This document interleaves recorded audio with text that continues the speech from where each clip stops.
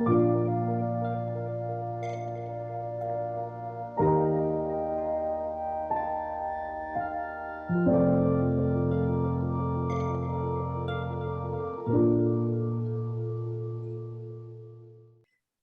hoje, quem vai nos trazer o resumo do capítulo 16, intitulado Durante a Grande Transição Planetária, é o nosso companheiro Johnny. Segundo a Jussara, é Johnny, não é?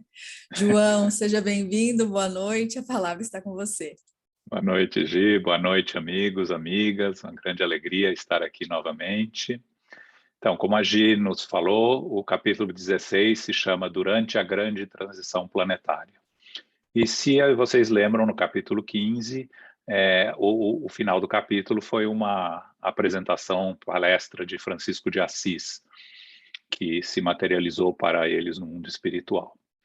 Então, no dia seguinte, pela manhã, o grupo reuniu à sombra, num parque da cidade, à sombra de um belo carvalho, pelo que dá a entender aqui, um parque onde encarnados estavam passando apressados e crianças brincavam. E Manuel Filomeno nos fala que, ainda impregnados pelo amor do poverello, eles não tinham coragem de quebrar a harmonia interior com nenhuma interrogação que perturbasse a mente. Então, nesse ambiente, o querido mentor Bezerra de Menezes, começou a fazer a sua apresentação, e aí a gente vai destacar alguns pontos dessa apresentação que achamos que são mais relevantes. Ele fala no começo que nesses dias conturbados, os valores transcendentes não têm recebido a consideração dos estudiosos que se dedicam à análise dos recursos humanos, todos vivendo mais preocupados com as técnicas do que com o comportamento moral, que é de suma importância. E aí, mais ainda, ele fala que o desprezo de muitos líderes e dos incontáveis multiplicadores de opinião pelas religiões do passado e o fanatismo que vem sendo desenvolvido em torno do espiritualismo de ocasião, tentando levantar recursos e favorecer com saúde aqueles que o possam pagar, isso tem dado lugar ao materialismo e ao utilitarismo, em que as pessoas se comprazem e fogem da solidariedade, da compaixão e do espírito fraternal, porque a dificuldade da real vivência do amor, que é ensinada e vivida por Jesus, torna-se muito mais difícil. Os indivíduos parecem anestesiados em relação aos tesouros da alma, e mesmo entre aqueles que abraçam a revelação espírita, ele nos diz que os conflitos de várias ordem permanecem na condição de mecanismos de defesa contra a abnegação e entrega total ao Messias de Nazaré. Alguns indivíduos ousados e céticos não levam em consideração tudo o que está acontecendo no planeta, os terremotos, os problemas econômicos, financeiros, psicológicos, enquanto outros mais tímidos se deixam seduzir por informações religiosas ortodoxas e ficam amedrontados e inquietos ante a perspectiva do fim do mundo. E aí Bezerra nos lembra que se estabelecem datas compulsórias com leviandade, como se fosse ocorrer um cataclismo cósmico, uma punição à sociedade que tem se distanciado de Deus. E ele diz, isso é uma espécie de vingança absurda, que, ignorando a extensão do amor do nosso Pai, eles acham que ele vai desencadear a ira em processo de punição extrema, como se a vida fosse encerrada no fenômeno da morte física. E nos diz que, felizmente, o fim do mundo de que falam as profecias refere-se à natureza moral, sem dúvida, com ocorrência de sucessos trágicos que vão arrebatar comunidades, facultando a renovação social, que a ausência do amor não consegue lograr como seria a se desejar. Esses fenômenos não se encontram programados para períodos específicos, num fatalismo aterrador, mas para um largo período de transformações, adaptações e acontecimentos favoráveis à vigência da ordem e solidariedade entre os seres. Então, é compreensível que as ocorrências mais graves estejam, de certo modo, dependendo do livre-arbítrio das próprias criaturas humanas, cuja conduta poderá apressar ou retardar, ou mesmo modificar a constituição dessas ocorrências, suavizando ou agravando. E aí ele nos alerta: se as mentes humanas, em vez do cultivo do egoísmo, da insensatez e da perversidade, começarmos a emitir ondas de bondade e de compaixão, de amor e de misericórdia, com certeza os fenômenos programados se alterariam para a grande mudança que já vem operando. Ele fala que as convulsões planetárias são necessárias para que haja alterações no clima, que haja estabilidade das placas tectônicas, inclusive nas organizações sociais comunitárias e também dos recursos agrários, para não termos no futuro populações esfaimadas ou miseráveis. Mas ele nos alerta que certamente os espíritos que ainda estão fixados nas paixões degradantes, em razão do seu primitivismo, vão se sintonizar com outras ondas vibratórias próprias a mundos inferiores e acabarão se transferindo por sintonia a esses mundos, onde então se tornarão trabalhadores positivos pelos recursos que já possuem em relação a essas regiões mais atrasadas, nos quais aprenderão as lições de humildade e do bem proceder.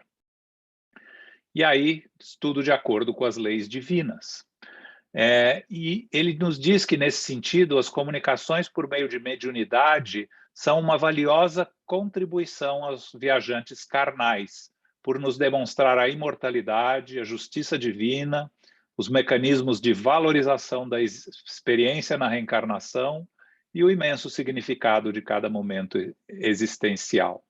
Desse modo, os médiuns devotados, os divulgadores do bem em todas as esferas sociais, experimentarão o aguilhão da dificuldade, sofrerão o apodo e a incompreensão desenfreada, que têm sido preservados pela invigilância.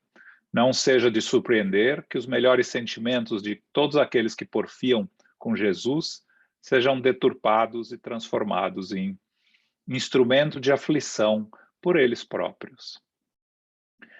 Ele nos fala que nos dias atuais, os cristãos legítimos ainda constituem reduzido grupo, fazendo-nos lembrar do período das provações nos 3 primeiros séculos da divulgação da mensagem de Jesus no Império Romano. E ele nos diz: todos nos admiramos e nos emocionamos quando tomamos conhecimento da grandeza dos mártires do passado. Porém, quando somos convocados ao prosseguimento do testemunho, nem sempre nos comportamos como seria de desejar. Por isso, ele nos lembra que o refúgio da oração apresenta-se como lugar seguro para reabastecer as forças e prosseguir com alegria. E nos fala também, terminando essa apresentação, que numa fase de grandes mudanças, conforme vem ocorrendo agora, as dores sempre se apresentam mais expressivas e volumosas, porque os velhos hábitos devem ceder lugar às novas injunções de progresso. E é natural, portanto, que as forças que geram anarquia e desar, sentindo-se combatidas nas suas fronteiras, invistam com os mecanismos que dispõem, buscando manter as condições em que se expressam. É compreensível, portanto, que todos aqueles que se devotam aos valores humanos que dignificam sejam considerados inimigos que devam ser combatidos. E ele conclui dizendo: nossas atividades aguardam-nos, sigamos. Então, sob o comando de Bezerra de Menezes, se dirigem a uma região encantadora, numa praia de areia alvinitente, e vem a uma distância uma bela construção fluídica, bastante grande, quase uma cidade espiritual, que apresentava uma expressiva movimentação de entidades laboriosas. E ele, Bezerra, esclarece que trata-se de uma comunidade reservada à preparação de nossos irmãos de Alcione que se candidatam à reencarnação da Terra. A gente lembra daqueles espíritos que a gente já estudou no livro passado, no livro anterior, que são os espíritos que vêm de Alcione para se preparando para a reencarnação da Terra. Esse local é chamado, por eleição geral, foi denominado Santuário da Esperança, porque dele tem partido os construtores da Era Nova para os cometimentos no nosso planeta. Enquanto os demais missionários que retornam do passado, ou seja, ainda no planeta Terra, virão diretamente deixando seus redutos de iluminação, onde ora se encontram, para um mergulho direto no mundo celular. Mas eles estão aí nessa colônia porque os irmãos da esperança necessitam de algumas adaptações perispirituais compatíveis com os impositivos terrestres para adaptação à psicosfera do novo temporário domicílio. Esses santuários vêm sendo construídos em vários lugares do planeta desde o fim do século passado. E os habitantes que estão transitando por essas colônias espirituais estão sendo submetidos a experimentos especiais, de modo que a sua adaptação ao novo corpo seja menos penosa, porque é indispensável condensar no perispírito energias próprias à habitabilidade terrestre. Nós sabemos que o perispírito é formado pela matéria dos mundos onde encarnamos.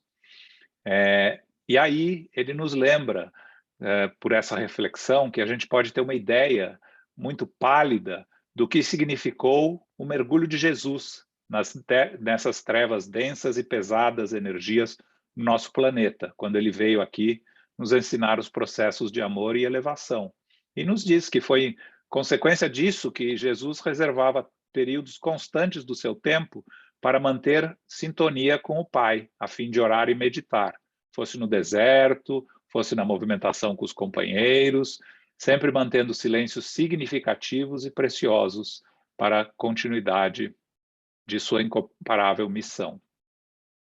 E aí Manuel Filomeno de Miranda nos diz que, pessoalmente, ele ignorava a existência dessas nobres comunidades que se encontram espalhadas pelo planeta querido e que servem de laboratórios especiais para a reencarnação dos visitantes abnegados. Mas ele conclui que isso é tudo muito lógico, né? Porque ele faz uma comparação aqui, que para nós descermos ao mundo das águas, necessitamos de equipamentos próprios. E quando saímos da área de oxigênio que circunda o planeta, também necessitamos de equipamentos próprios, como ocorre com os astronautas.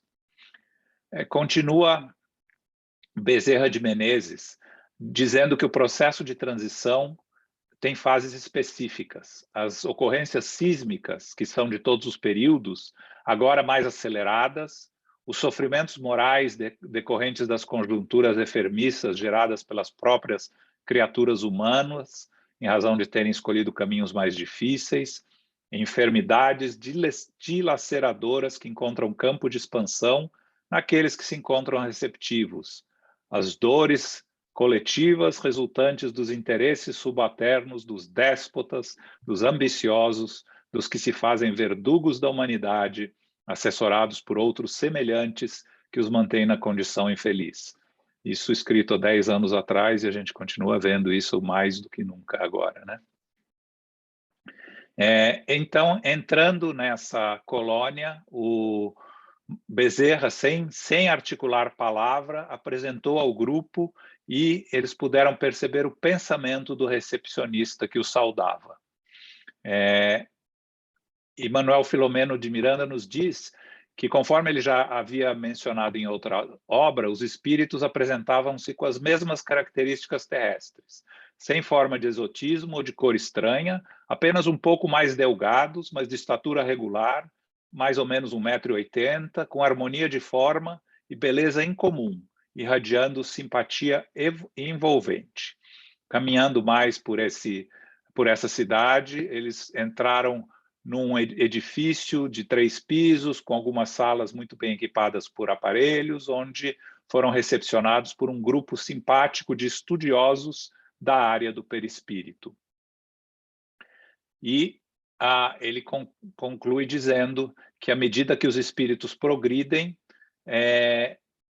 as funções do corpo intermediário do perispírito são absorvidas lentamente pelo ser imortal, porque aí não se torna mais necessário construir corpos com sinais do processo evolutivo, corpos corrompidos, degenerados, limitados. Atingindo uma faixa mais elevada, o ser espiritual tem um renascimento mais por meio de automatismo, tendo como modelo a forma saudável e bela, cada vez mais sutil e mais nobre, até alcançar o estado de plenitude. Então, ele nos fala também que era grande o número desses cooperadores do processo de recuperação perispiritual no molde terreno, que aparelhos delicados eram acoplados à cabeça para transmitir a eles acontecimentos planetários, a fim de que se acostumassem com as ocorrências do cotidiano, facilitando o trânsito com os demais membros da grande família humana em que se localizariam. E, para concluir, quando eles retornam ao núcleo de apoio, Bezerra de Menezes explica que essas construções, à semelhança do que aconteceu quando da edificação da torre de vigia de amor e caridade, haviam sido programadas e construídas por engenheiros de Alcione, que antes da chegada dos que deviam reencarnar, criaram pousos onde ficariam preparando-se para depois poderem transitar na psicosfera terrestre, comunicando-se mediunicamente e participando dos labores espirituais. Verdadeiras vias de comunicação entre a bela estrela e a Terra haviam sido abertas, vencendo as colossais distâncias, a fim de que o intercâmbio se fizesse com segurança, utilizando-se recursos específicos de volição. Esse, então, é o resumo. Obrigado. Obrigada, João. Quando você nos apresentou brilhantemente o resumo, eu fiquei aqui refletindo o quão rica é a doutrina espírita, né? É libertadora realmente, porque nos traz muitas coisas importantes. Dá vontade da gente realmente espalhar para que todo mundo consiga conhecer, compreender, descobrir essas coisas maravilhosas. Obrigada. Então, agora quem vai iniciar os aprofundamentos do capítulo é o nosso querido Marcelo. Marcelo, seja bem-vindo e a palavra está com você. Muito obrigado, Gi. Muito obrigado, João, que nos trouxe de forma muito especial, muito querida, o resumo e a prece da nossa Tânia, que abriu os trabalhos da noite de hoje. Eu fiz alguns apontamentos aqui, porque a parte que me toca comentar, quando combinei com a Eulália, que fará a segunda parte, é esse primeiro pedaço aqui deste capítulo. Eu anotei algumas questões num papel, numas folhinhas aqui, e vou tentar, de uma forma muito limitada, trazer algumas considerações, porque cada capítulo, cada parágrafo, cada trecho merece uma pausa para que a gente possa aprofundar um pouco mais. Mas eu tenho certeza que não vou conseguir fazer isso tudo, e é o convite para que a gente constantemente leia e releia estas obras, fazendo uma análise muito especial. Mas a gente vai perceber, e um dos pontos que me chamou muita atenção foi, de fato, quando os benfeitores, os espíritos ali estavam debaixo daquela árvore, daquele carvalho, numa praça pública, e os encarnados e desencarnados, eles estavam ali inebriados devido à fala do Poverello, do Santo de Assis, no capítulo anterior. E eles falavam que não tinham coragem de quebrar a harmonia interior com as nossas interrogações, os nossos conflitos, as nossas situações. É como se estivéssemos todos estivessem ali inebriados por aquela atmosfera. Por que eu estou trazendo isso? O que me lembrou? Quando nós saímos de um congresso, de uma palestra muito bem proferida, do nosso Divaldo, de tantos outros oradores excelentes, como é que a gente fica depois destas falas, destas mensagens? Será que a gente volta imediatamente para o nosso mundo cotidiano, falando as coisas que não têm sentido, saindo daquela faixa vibratória? Eu me lembro de alguns congressos, de alguns eventos que nós promovemos na Flórida, e as falas belíssimas, ficamos todos inebriados. Mas é interessante que acabou a fala, muitas vezes, passam-se 10 minutos, e a turma volta para um lugar tão rasteiro.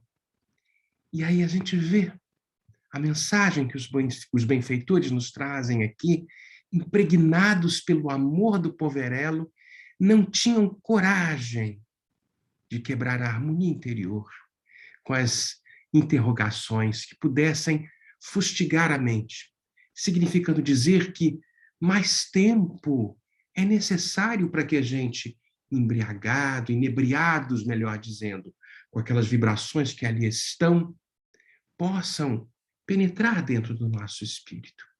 Então, isso talvez, de uma forma muito sutil, Manuel Filomeno nos dá esse tipo de conselho. Eu tenho relido as obras da coleção de Emmanuel e ali no Há 2000 anos, no capítulo 7, a gente vai ver ali as pregações do Tiberíades.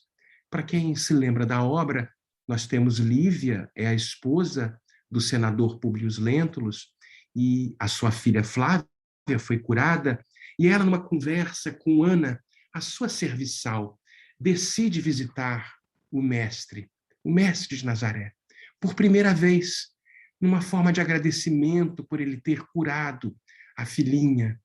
E aí a gente vai perceber que ele vai, ela se veste com as roupas simples, não tradicionais, como daquele povo ali da Galileia. Vai com Ana na casa de Simeão, o parente de Ana, ali tem ali aquela turma simples, e de repente naquela barca que chega com Simão Pedro trazendo o mestre. E o mestre, com aquela beleza incomparável, traz aquele sermão inconfundível, falando as bem-aventuranças. E todos ali ficam inebriados. Passa o sermão e a turma não fica falando das coisas frívolas, porque aquilo tocou fundo, numa atitude de profundo respeito.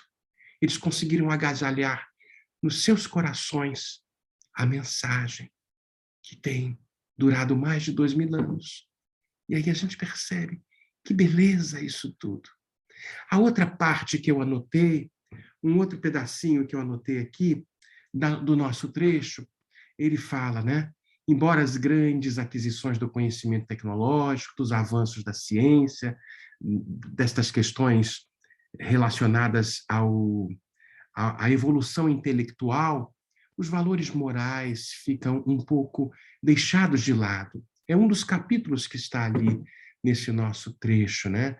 E ele vai falando, Manuel Filomeno de Miranda, que por herança, né, isso vai se transferindo de geração. As gerações novas, que estão mais habituadas, então, pelos exemplos daqueles mais velhos, dos pais, as questões relacionadas à ganância, ao prazer, aos sentidos físicos, a violência, a desordem, e a parte moral. A gente lembra do impacto da educação espiritual nas nossas vidas. E o que me vem à memória foi, se eu não me engano, já mencionei isso num estudo anterior, num livro anterior, quando a gente revê a pergunta 685 do Livro dos Espíritos, que fala ali da lei do trabalho, e num determinadozinho trecho, ela vai falar que há um elemento, os espíritos respondem, que há um elemento que não costumamos prestar muita atenção.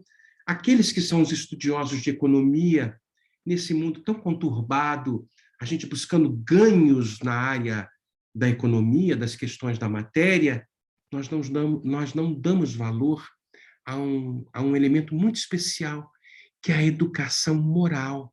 Não é a educação intelectual, e os espíritos falam isso, não nos referimos à educação moral pelos livros, naquela que a gente aprende mas na arte de formar caracteres que vão incutir hábitos. E os espíritos respondem que a educação não é instrução, é o conjunto de hábitos adquiridos.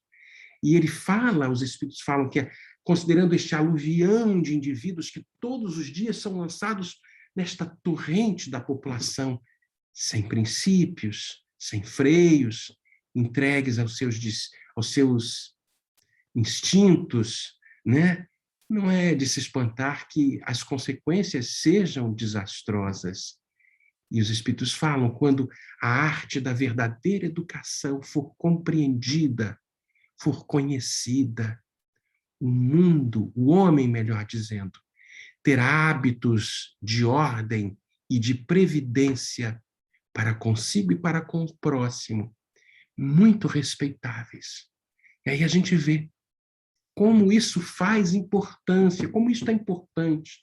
Há logo no capítulo 1 do livro Nosso Lar, nas zonas inferiores, quando André Luiz fala, ele está ali no umbral daquela região inferior, né?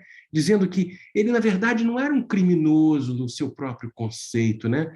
Mas ele estava ali muito vinculado por causa da sociedade que o circundava naquele tempo, e nós podemos fazer um translado para os dias atuais, que não está muito diferente, talvez esteja até um pouco pior, a filosofia do imediatismo, a filosofia das questões materiais. Então ele vai conversando conosco, André Luiz também, que era justo que ele despertasse no mundo espiritual como uma espécie de mendigo muito infeliz, totalmente aleijado. São as palavras que ele coloca mais ou menos ali, né? E no finalzinho ele traz: acendei as vossas luzes, as nossas luzes, antes que a gente possa atravessar esta fronteira de estar aqui e estar do lado de lá, né? E ele diz: buscai a verdade, antes que a verdade vos surpreenda, nos surpreenda. E diz no final algo que eu sempre lembro: suai agora, para não chorardes depois. Suai agora, para não chorardes depois. Outro ponto que eu anotei aqui, neste capítulo, ele fala de o desprezo de muitos líderes e de incontáveis multiplicadores de opinião pelas religiões do passado e o fanatismo que vem sendo desenvolvido em torno deste espiritualismo de ocasião. Quando ele fala aqui tentando amealhar recursos monetários, favorecendo aqueles que têm mais dinheiro, ou seja, quem paga mais, quem contribui mais, ganha um localzinho melhor no céu. Isso acaba nos trazendo, ao contrário de uma espiritualização, muito mais próximos do materialismo, muito mais próximo. Eu me lembro, eu tenho visto ultimamente, quantos gurus, quantos coaches estão aí se inserindo nos contextos espíritas, nos contextos cristãos, prometendo coisas em troca destes valores. Mas mesmo nos Estados Unidos, nós vemos, fazendo uma análise deste trecho específico que o capítulo nos traz, na teologia da prosperidade. É também conhecida como Evangelho da Prosperidade, que é uma doutrina que defende que a bênção financeira é o desejo de Deus para os cristãos e que a fé, esse discurso positivo no que diz respeito às doações que a gente possa fazer aos ministérios cristãos, vão aumentar a nossa riqueza material, como se fosse uma espécie de um toma lá da cá. Eu dou mais dinheiro, então eu recebo mais dinheiro. Veja que o âmbito é sempre no campo material. Então, isso é baseado em interpretações na Bíblia, né? que geralmente tem ali ênfase no livro de Malaquias. É aquela parte do Velho Testamento. É uma doutrina interpretada, que interpreta a Bíblia como se fosse uma espécie de um contrato entre Deus e nós todos, e a humanidade. E ele coloca mais ou menos Se nós humanos tivermos fé em Deus, ele vai cumprir as suas promessas de segurança e de prosperidade material para conosco.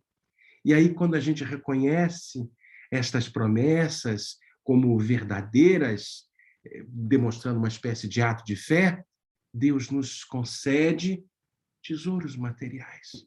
Essa teologia da prosperidade, que é muitas vezes empregada em determinados templos religiosos, como se fosse essa troca.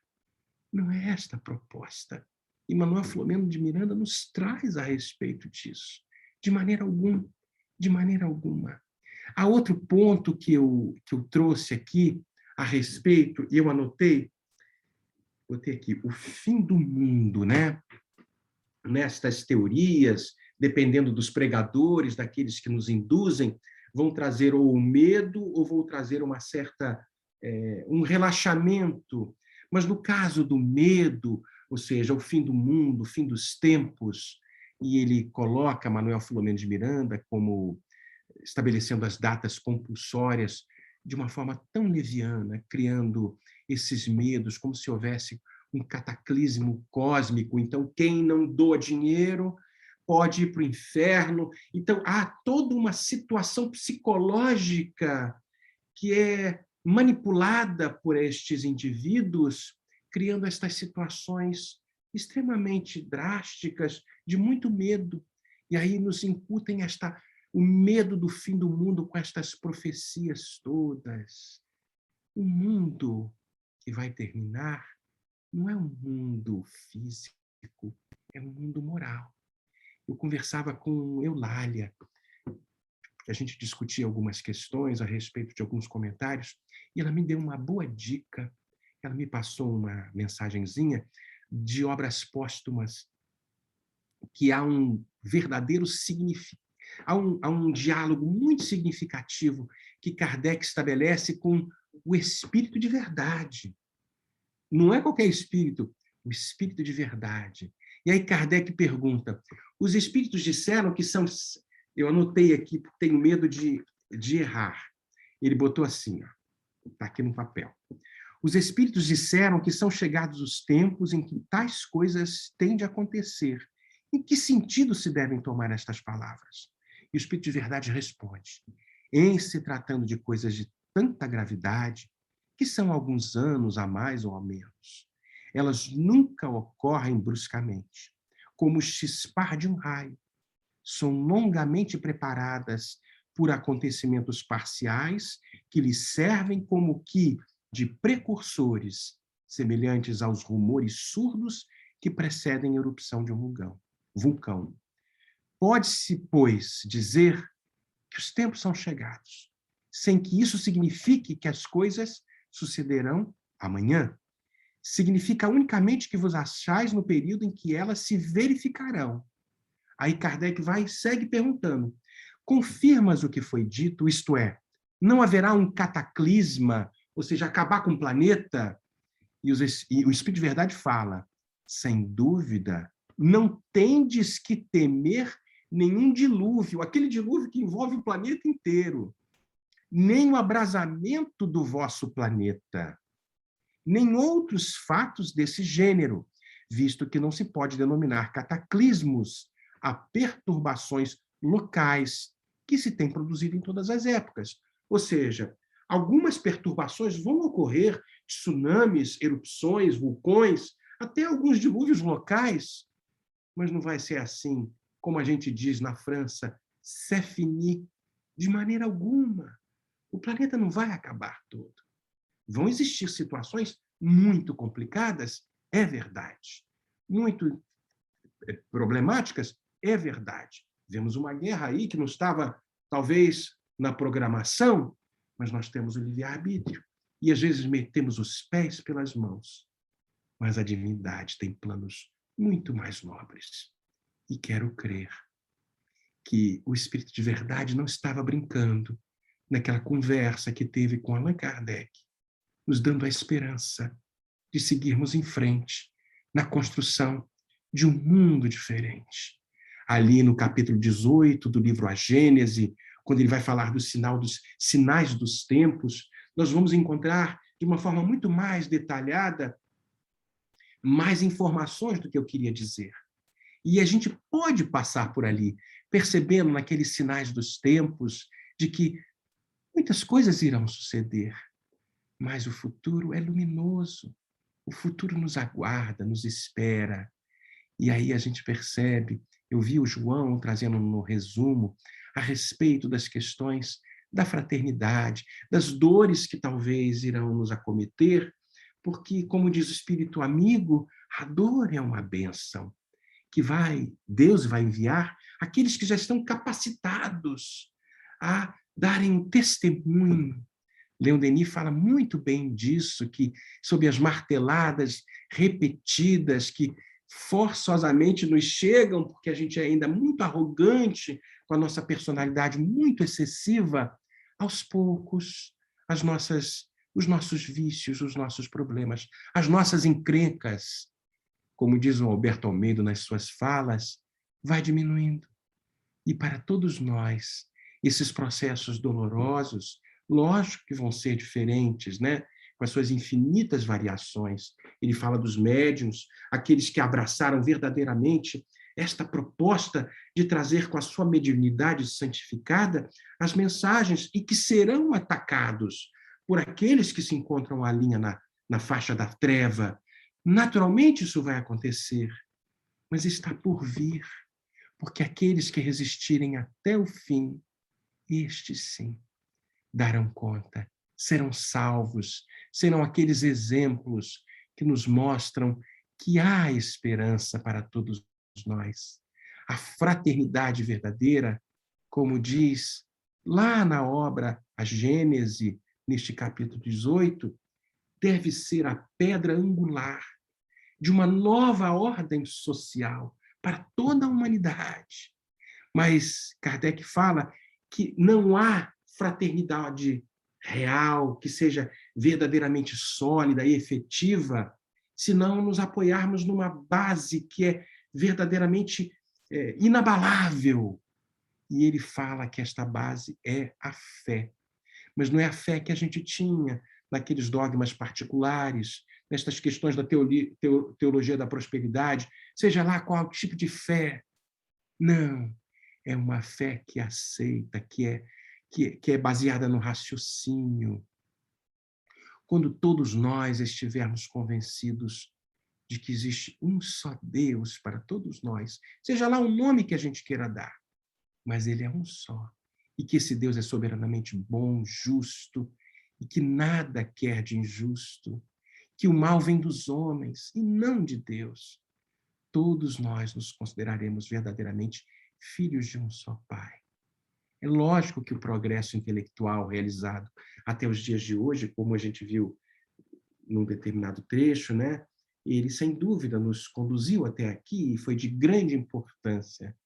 Mas enquanto nós formos dominados pelo orgulho, pelo egoísmo, nós iremos nos servir da nossa inteligência, da nossa astúcia, dos conhecimentos que adquirimos ao longo destes séculos imensos para nos satisfazermos, para satisfazer as nossas paixões, aos nossos interesses pessoais. E, nesse sentido, nós podemos até aplicá-los em aperfeiçoar, infelizmente, os meios de prejudicar os nossos semelhantes e de até os destruirmos, como está acontecendo nos dias atuais. Somente o progresso moral ele vai poder assegurar a toda a humanidade a felicidade na Terra, refreando as nossas más paixões. Somente vai ser através deste progresso que poderemos um dia ter o reino da concórdia, o reino da paz.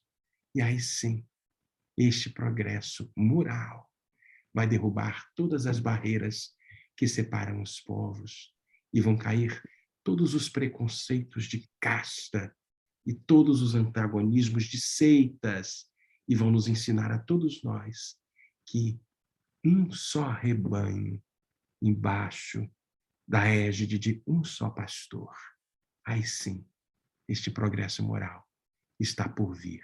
Será uma verdade que vamos conhecer verdadeiramente. Conhecereis a verdade, e ela vos libertará. E ela me libertará, e ela nos libertará. Está lá em João 8:32. Essas eram as considerações. A nossa Eulália agora vai trazer muito mais. Muita paz. Como sempre, Marcelo, a sua fala parece que nos abraça, nos acolhe, nos consola. Que todos aqui que estão participando agora e que assistirão a sua fala te agradecem pela emoção que você carrega nas palavras e transmite. A gente sente em casa. Quando você trouxe o Sermão da Montanha, né? Parecia que eu estava lá vendo a cena de Jesus e quietinhos, né, para absorver tanta paz, tanta harmonia. Obrigada mesmo. Então, agora nós convidamos a querida Eulália para dar continuidade aos aprofundamentos.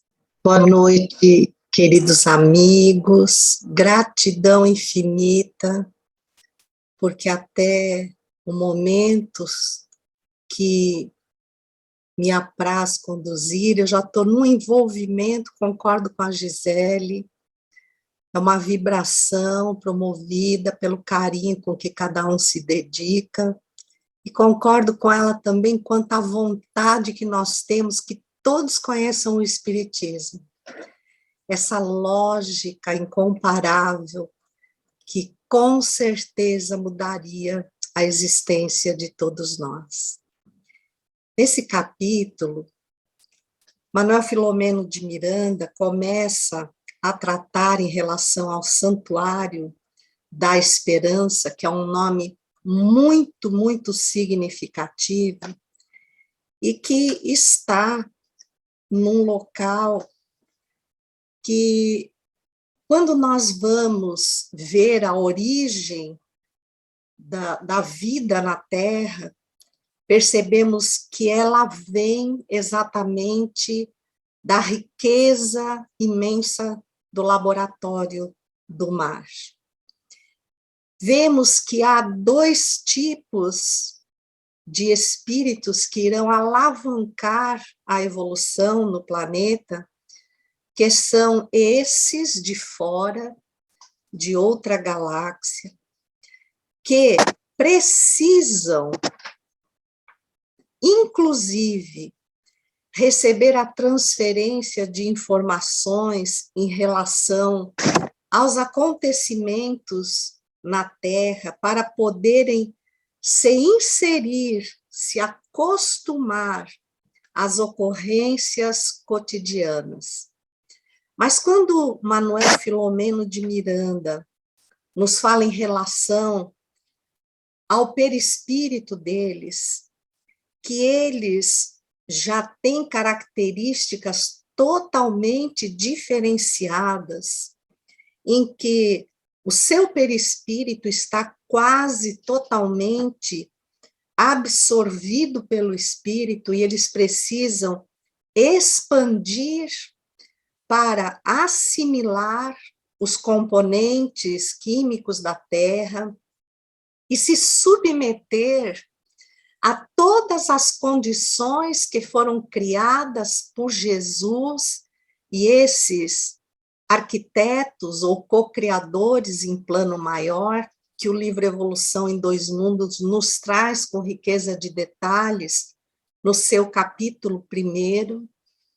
Então, a densidade do corpo foi planejada com um conhecimento que fugirá ainda por muito tempo a nossa plena compreensão, a gravidade da Terra, a extensão das camadas ao redor, de atmosfera ao redor da Terra, tudo isso patrocina a condição de vida do corpo como o conhecemos e com o qual, através do qual, experienciamos para evoluir.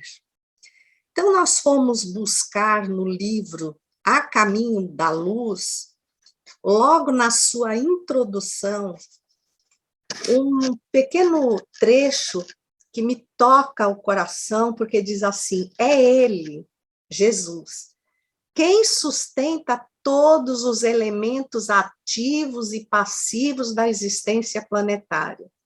No seu coração augusto e misericordioso está o verbo do princípio. Um sopro de sua vontade pode renovar todas as coisas, e um gesto seu pode transformar a fisionomia de todos os horizontes terrestres.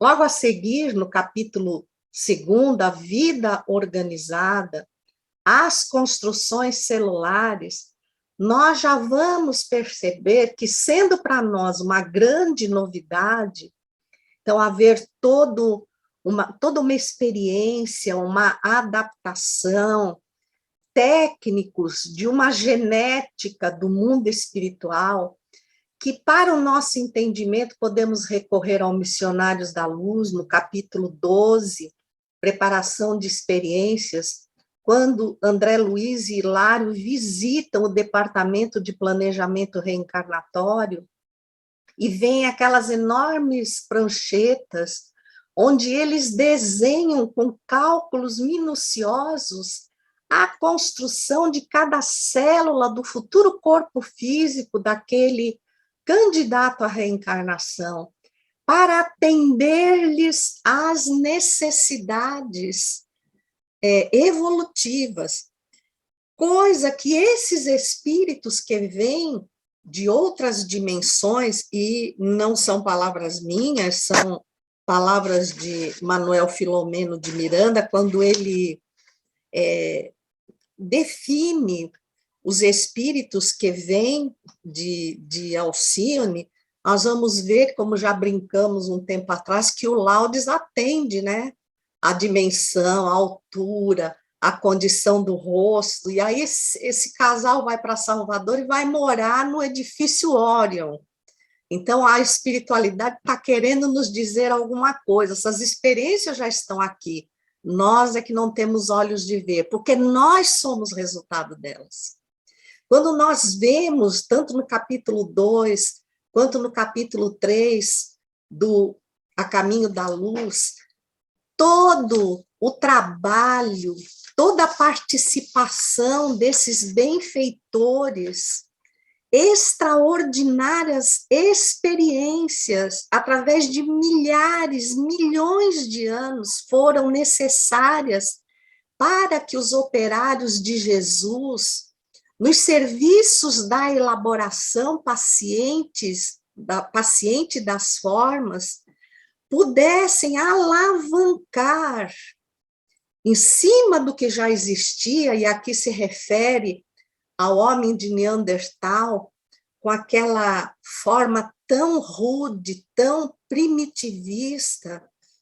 E aí nós vamos ver experimentos biológicos, está no Caminho da Luz. Aqui procederam os prepostos de Jesus até fixarem no primata os característicos aproximados do homem futuro. Até que um dia as hostes do invisível operaram uma definitiva transição no corpo perispiritual. É o que nós vemos. Só que esses espíritos, eles já não mais se submetem à condição da forma do perispírito com necessidades evolutivas, atravessando experiências dolorosas que nós normalmente vivenciamos na Terra, que são as deformidades, as doenças, a constituição do sistema nervoso.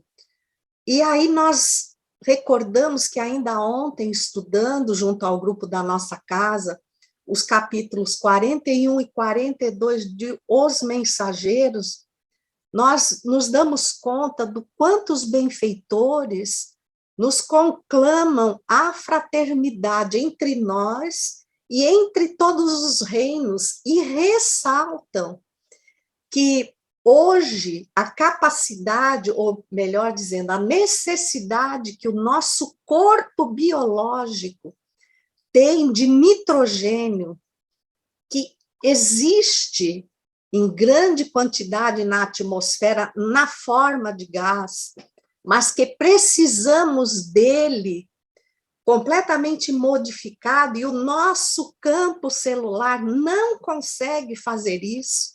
No entanto, é primordial que ele exista, porque ele faz a sintetização de proteínas, uma das condições do nosso corpo, a sintetização das proteínas que formam os nossos DNA e RNA, ou a base da nossa hereditariedade.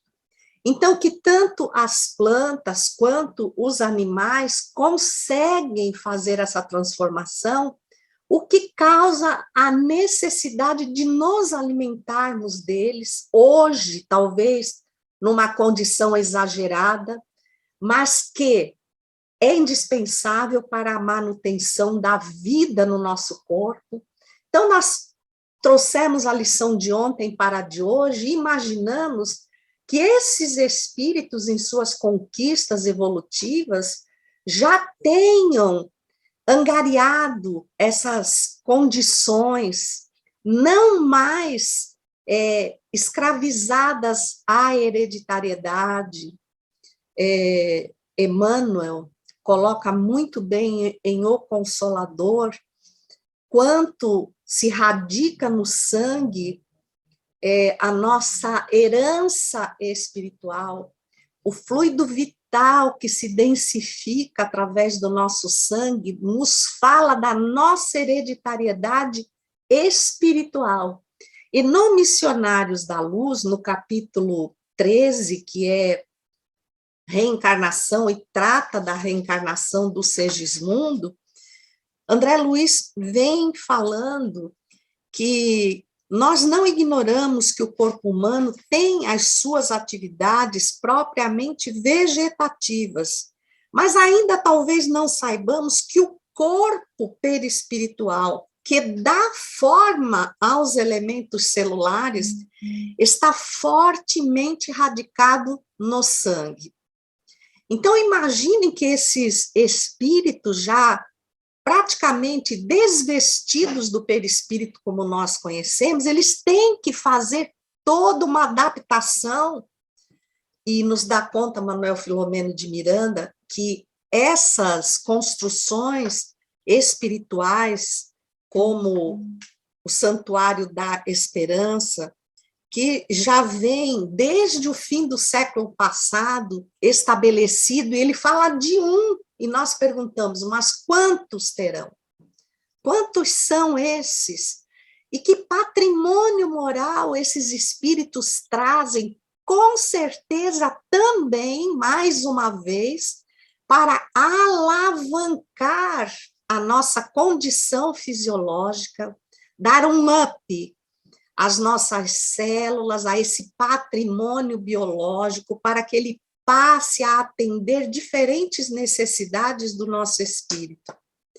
E continua no Missionários da Luz dizendo: na organização fetal, o patrimônio sanguíneo é uma dádiva do organismo materno.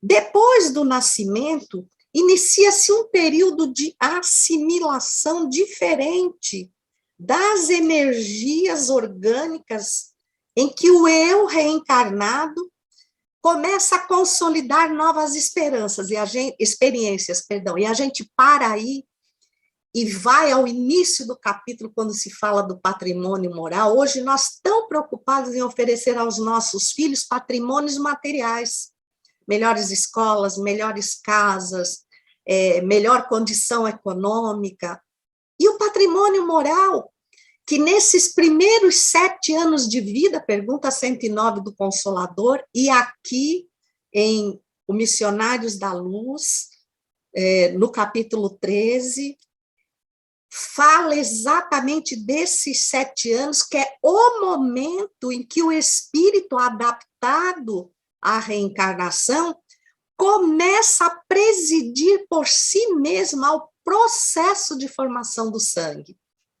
E a gente começa a entender um monte de situações, como Dona Laura, no Nosso Lar, no capítulo 47, A Volta de Dona Laura, quando ela usa de todos os méritos que ela tinha, os bônus horas que passavam de 3.500, rogando que ela não sofresse a hereditariedade compulsória do sangue, ou seja, que ela não herdasse da mãe toda essa ditadura, digamos, genética até os 7 anos, porque ela tinha patrimônio moral para exercer essa influência antes.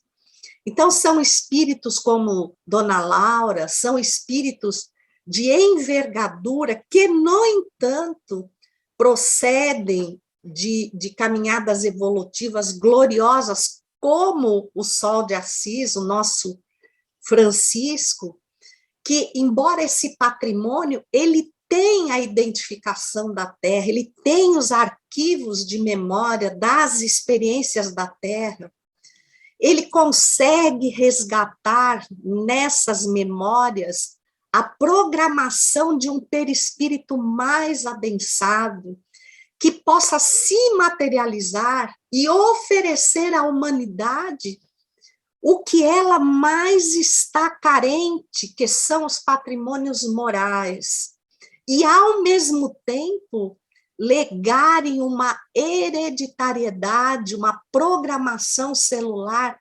diferenciada.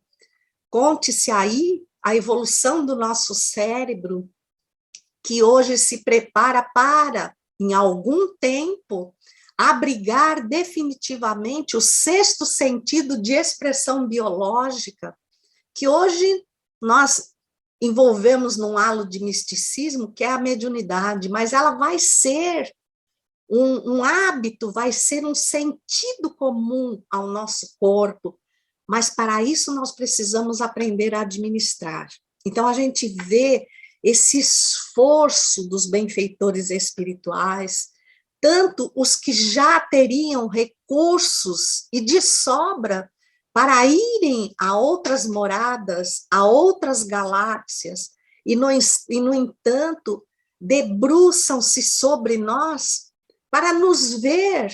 Aí eu já estou me debruçando, tentando ver por eles, ver-nos desprezar o patrimônio celular, com exageros de toda sorte, seja à mesa, seja no chamado lazer que consome, que altera o nosso campo mental, de onde procede e se alimenta o nosso perispírito para dar vida às células do nosso corpo. Esse debruçar que somente um amor que foge à nossa compreensão é capaz de fazer, e a dimensão do que foi realmente a vinda de Jesus à Terra, o que representou para ele vir à luz ou a reencarnação fora da ambiência psíquica de uma cidade como a de Belém, que se encontrava agitadíssima.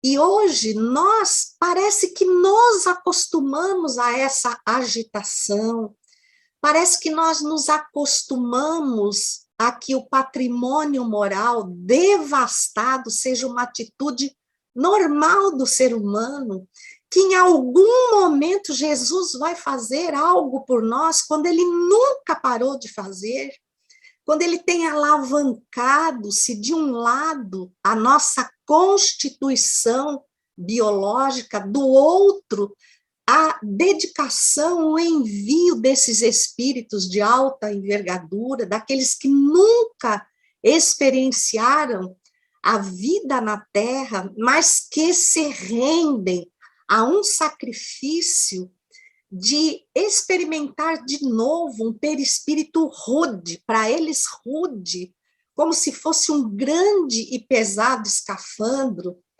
para nos legar patrimônio moral que está tão esquecido de todos nós, efetivamente também com relação aos nossos filhos, alegar a esses espíritos que recordam, que retornam, ensinamentos, exemplos de conduta que lhes permitam, a partir dos 7 anos, ter adensado no seu perispírito, mas também no seu campo biológico, através do sistema imunológico, resistências para levar a reencarnação adiante e se tornar lá à frente espíritos completistas, que não apenas conseguiram a manutenção do corpo pelo período estabelecido, como cumprir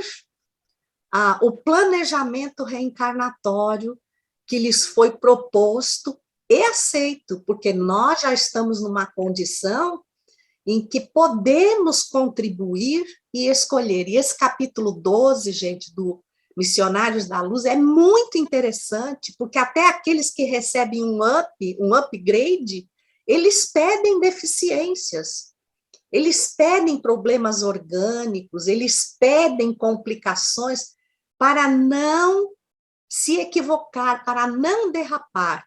E aí, de posse desse patrimônio, vendo espíritos que não mais dependem dele, submeter-se a ele por amor, por fraternidade, quem somos nós a partir de então para dizer onde está Jesus, o que ele está fazendo por nós, e em tempos tão complexos, de tantas provas, de tantas expiações, de tantos testemunhos, ele está planejando nossa manhã, sem poupar recursos, e trazendo de todos os cantos do universo espíritos que, esquecidos de si, se debruçam sobre nós, vendo-nos não como aqueles equivocados do caminho, mas como aqueles que precisam despertar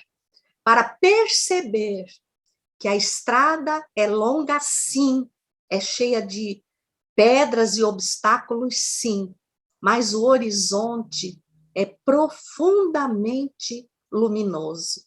Que nesse santuário da esperança nós possamos confiar todo o nosso empenho para colaborar com esses espíritos no sentido de materializar na Terra todo o bem, por mais ínfimo que ele nos pareça, materializá-lo para contribuir com Jesus.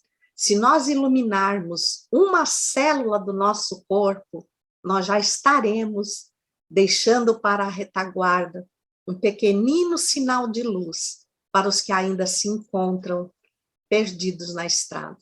Muita gratidão e até a semana que vem. Gratidão é toda nossa, Eulália, pela beleza com que você nos traz assuntos tão complexos e que ficam fáceis de entender pela forma que você conduz. A ciência espírita, né, é simplesmente magnífica. E graças a Deus, não são só espíritos das trevas que estão tendo a última chance, espíritos de escola estão vindo para nos elevar, para nos ajudar, né? Então isso nos enche realmente de esperança, né? Obrigada. Então agora nós vamos convidar a Ângela, que vai responder as perguntas que chegaram. São 2 perguntas. E eu vou ter que lê-las na integralidade. Aí, então, nós passamos a palavra para você. Lendo a lição desta semana, ali no último parágrafo da página 207, que os espíritos renitentes no mal serão transferidos para mundos inferiores. Pergunto, sei que estarão adiantados em tecnologia e muitas outras coisas, mas e a maldade, a corrupção e outros defeitos, como farão para burilar se o mundo é primitivo? A próxima. Conforme trecho da página 214, os espíritos vindos de ao perispírito para a reencarnação na Terra. De onde vieram, não havia sofrimento nem doenças. Então, retornam psiquicamente aos períodos evolutivos de sofrimento em seu planeta de origem para sentir a necessidade da evolução novamente. Podem nos explicar um pouco mais sobre o processo de vinda de espíritos de planetas evoluídos para a Terra? Nestes casos de missão ou aprendizagem, o sofrimento é muito intenso. O espírito já passou por estas duras fases e já não convive com maldade, doenças, dissabores de toda a ordem. Qual impulso teriam para tal sacrifício? Sua missão é comparada à de Jesus? Eles também têm necessidade de evoluir mais, por isso se submetem a tamanho calvário de dor? Está lançado o desafio, minha amiga. A palavra está com você. Obrigada, Gi. Boa noite, amigos. Boa noite a todos que nos antecederam. Eu diria até que essas perguntas já foram brilhantemente desenvolvidas pelos nossos amigos. Então, nós vamos buscar construir algumas ideias que possam se somar a esses raciocínios que já foram tão bem colocados. Porque esse capítulo, quando nós analisamos um pouco mais detidamente, nós observamos que ele vai de forma tão graciosa sendo desenvolvida, e o benfeitor vai se utilizando da fala desses benfeitores, né, do mentor que inicialmente faz todas aquelas considerações, e depois, quando ele vai finalizar descrevendo esse processo de preparação para esses espíritos, a gente vê a grandiosidade que está posta nessa forma como ele nos traz essa descrição. Mas nas obras básicas que a doutrina nos oferece, Kardec, quando vai analisar todo esse processo das reencarnações, quando ele vai nos falar a respeito dessa marcha do progresso, nós vemos que todas essas questões elas já estão colocadas lá nas obras básicas, especificamente no Livro dos Espíritos. E algumas considerações que nós achamos importante é porque quando vamos falar dessas duas dimensões, porque essas duas perguntas elas nos falam dessa realidade, daqueles que partem ou daqueles que saem do planeta Terra nesse momento em que ele transita para uma nova faixa evolutiva, mas também nos fala desses que vêm de outras esferas, de outros locais para nos auxiliar nessa transição. Então, esse movimento que é contínuo, ele nos fala exatamente do objetivo pelo qual a reencarnação existe. E quando nós vamos lembrar lá que o Livro dos Espíritos, na questão 22A, quando Kardec vai indagar acerca de qual é a definição que se poderia dar da matéria. E aí nós vamos lá lembrar que na resposta que ele recebe dos benfeitores, eles vão dizer a Kardec que a matéria é o laço que prende o espírito. E quando vai falar do laço que prende o espírito, nós vamos pensar que estes espíritos que estão saindo e deixando o planeta Terra, eles estão e já foram colocados nessa relação com a matéria, para que no nosso contato com a matéria nós pudéssemos retirar o conhecimento, retirar esse movimento que faz com que nós nos aproximemos das leis divinas. Mas à medida em que nós vamos nessas sucessivas reencarnações, não mergulhando nessas experiências materiais, a fim de retirarmos essa informação e esse conhecimento, mas sim que nós vamos desvirtuando, desnaturando isso, nós vamos então nos distanciando do objetivo da própria reencarnação. E aí nós vamos criando esses estados perturbadores que são aí a construção maior do nosso orgulho e do nosso egoísmo. E nós vemos que na primeira questão que nos foi colocada por aqueles que nos endereçaram ela, nós vemos que essa ideia que é colocada de que esses espíritos saem daqui, então com conhecimento, um conhecimento intelectual, a noção da tecnologia já desenvolvida, mas que ao serem levados a um outro planeta, em condição inferior, no domínio da matéria, eles estarão justamente nesse processo de reentrar nessas experiências mais iniciais, tendo uma nova oportunidade de retirar essas informações daquele processo e auxiliar ao mesmo tempo. Porque quando Kardec vai indagar aos benfeitores acerca do objetivo da reencarnação, vejamos que lá no capítulo 2, da parte segunda, quando Kardec vai indagar acerca disso, ele, na questão 132, ele diz qual o objetivo da encarnação dos espíritos. E a resposta é: Deus lhes impõe a reencarnação com o fim de fazê-los chegar à perfeição. Para uns é expiação e para outros missão.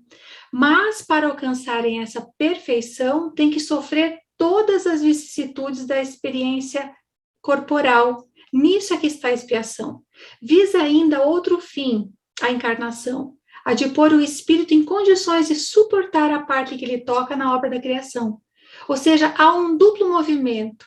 Quando nós nos relacionamos com a matéria para retirar dali, fazer essa leitura da realidade, que é essa nossa busca por conhecer a verdade, que o Marcelo também nos lembrou aí, de que ela nos libertará, no sentido de que esse é o nosso fanal, é o nosso objetivo maior, mas também nós vamos nos candidatando a sermos estes que vão desempenhar o seu papel, a sua cota na obra da criação. Então, quando nessa pergunta nós vemos que eles serão levados a essa esfera mais primitiva, a esse planeta inferior, nós vemos que, uma vez que não foi realizado o progresso moral nessa experiência em que eles tiveram várias na reencarnação no planeta Terra, eles terão a possibilidade de fazer com que esse aprendizado, não mais só das leis que regem a matéria, não mais o domínio da matéria, mas sim que isso lhes possibilite compreender o objetivo maior. Porque nós só estamos na matéria para que ela possa despertar em nós essa essência divina.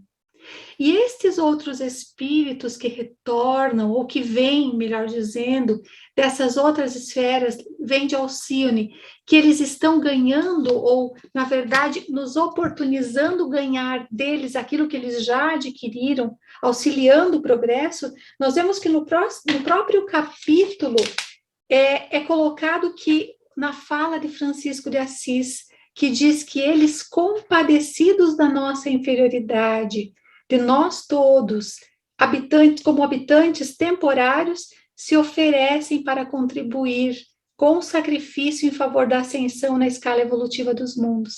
Então, nós vemos por que eles fazem isso, né? Na pergunta que foi colocada, ou melhor, que impulso teriam para tal sacrifício? Compadecimento da nossa inferioridade. E nós vamos vendo que à medida em que nós ascendemos moralmente, o móvel das nossas ações já não é mais o egoísmo, é esse movimento de comunhão em que a fraternidade maior se expressa. Porque nós pensamos, quando refletimos acerca de que somos todos irmãos, de que nós temos um fim, um objetivo comum, mas aqui nós vemos nesse capítulo como o benfeitor vai descrevendo o que é esse processo na prática dessa fraternidade universal. Quando esses vínculos de solidariedade entre os mundos, como nós, se nós pensarmos aqui, habitando os diferentes países, quantos movimentos de solidariedade, quando alguns países, quando alguns irmãos enfrentam vicissitudes maiores, enfrentam desafios maiores, e esse compadecimento na nossa esfera, esse compadecimento no nosso nível, que há uma mobilização de auxílio. Então, nós vemos que em formas e em níveis muito mais expandidos e mais elevados, da mesma natureza é esse canal de ligação desses espíritos, desses nossos irmãos que já estão adiante, mas que fazem esse movimento. Como diz Francisco de Assis, os chama de irmãos da misericórdia e da solidariedade. Então, nós vamos vendo aqui, na prática, o que é esse valor moral desenvolvido no imo da criatura, posto em ação. E esse detalhamento que é feito, que os benfeitores nos trazem, com essa riqueza de detalhes, mas é certo que nós ainda temos muita dificuldade de compreender, porque é tão distante ainda, né, daquilo que é a nossa visão no nosso momento evolutivo, e quando nós pensamos nessa grandiosidade desse laboratório que é descrito, né, nessa esfera espiritual em que esse preparo, esse movimento em que esses irmãos da misericórdia e da solidariedade são preparados. Então, nós vemos que essa visão de que esses espíritos vão, sim, ser levados a experimentar no seu próprio psiquismo essas vivências para que possam se sintonizar mais proximamente com a nossa condição. Então, nós vemos assim que o impulso maior que os move é exatamente a misericórdia e a solidariedade. Então, quando nós pensamos aqui nesses irmãos que saem do planeta Terra, por outro lado, voltando a esse aspecto, eles terão novamente também aqui a misericórdia divina, é a solidariedade, porque vamos lembrar que no livro, no rumo do mundo de regeneração, nós vemos que todo aquele processo daqueles engenheiros que estão fazendo esse movimento de deslocar esses irmãos com todo o cuidado para outros locais. Então, nós vemos que, de qualquer maneira que nós olhemos, tanto daqueles que estão sendo exilados e retirados dessa experiência concreta na matéria, na Terra, mas sendo levados para outras experiências concretas, numa matéria, numa faixa vibratória mais compatível, porque, vejamos, a faixa vibratória ela não é definida pela intelectualidade apenas, né? Porque nós poderíamos dizer que é muito mais fácil o desenvolvimento da intelectualidade do que a lapidação dos nossos sentimentos. Então, nesse movimento, nós vemos solidariedade de ambos os lados, tanto naqueles que são levados para continuarem o seu processo evolutivo, quanto naqueles que são trazidos e vêm como esse movimento de auxílio e de fraternidade. Então, nós pensamos que aqui, nessa experiência que nós vemos tão bem detalhada, e nessas perguntas que foram colocadas, nós temos de forma primorosa o que é o amor em ação, detalhado de forma mais primorosa e minuciosa pelos benfeitores. Então, quando diz ainda, Manuel Filomeno, lá no livro que nós estudamos anteriormente, quando ele diz que nesses novos campos de luta, oferecerão os conhecimentos que amelharam na terra, experimentarão as consequências da teimosa persistência no crime e na hediondez, até que se integrem nos compromissos edificantes e possam voltar à Mãe Terra, integrando-se no programa de sublimação.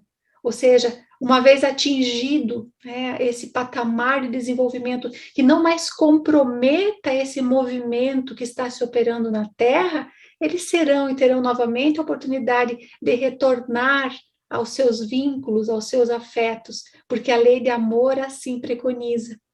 Então, eram essas as reflexões que nós gostaríamos de trazer, Gi, nessas perguntas que nos foram colocadas.